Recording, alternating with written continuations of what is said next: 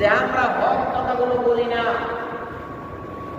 হক কথাগুলো কোরআনের সত্য সত্য কথাগুলো যদি বলা হতো, এই স্টেজগুলো থেকে সত্য কথাগুলো উঠে চলে গেছে।